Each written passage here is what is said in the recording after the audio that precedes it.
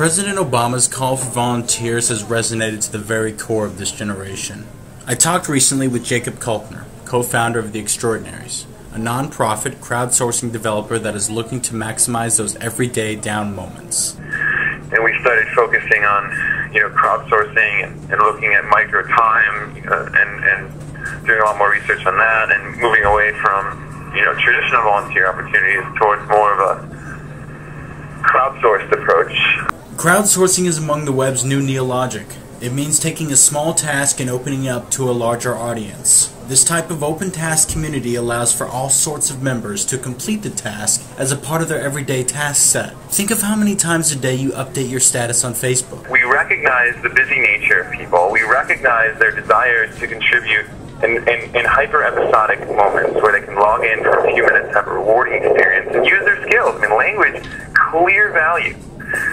So that's what we are recognizing, and we feel very strongly that this system, this process, this way of doing things is going to finally push social good into the information era. With 9 different tools you can plug in or pull out depending on what your needs are to accomplish that particular task. So, the iPhone and more increasingly other smartphones, are incredible devices. Nearly anything you could do on a laptop, you can do on a smartphone, but you have all the advantages that a mobile device brings to the table. So you've got GPS, camera, video, audio recording, touch screen, mobile internet, international keyboards. This thing is not a phone.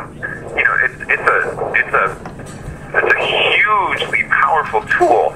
Like just one topic, language. Okay, let's just take languages, one topic, and we can do citizen science, we can do citizen journalism, we can do, literally hundreds of topics, okay? But language alone, with our system, you can translate a part of a page into Spanish for a nonprofit organization, or you can connect to an immigrant for 10 minutes to help them improve their pronunciation, or you can watch a 15-second clip of an advocacy film, and then right after you watch it, you type in subtitles to what you just saw, and suddenly instead of spending 3 weeks adding subtitles and lots of money to do that, if you have 100 people work on little bits of chunks, you can add subtitles in a matter of days.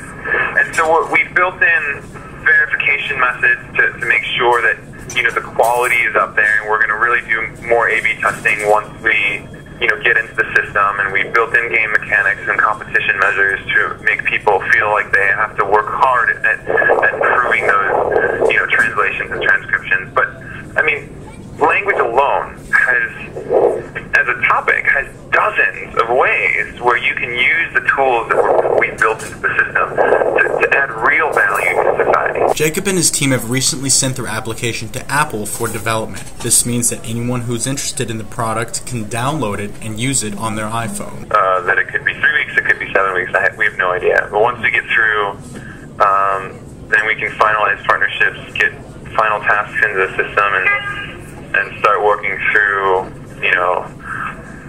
doing testing live and working with it. And there are people like Nathan Friedis and Dale Zach, who are our volunteer mobile developers, who've done really a fantastic job with helping us get the technology part to launch. Towards the end of the interview, Jacob reiterated that he wants this application to stay free of business enterprise and remain about the social network and volunteerism.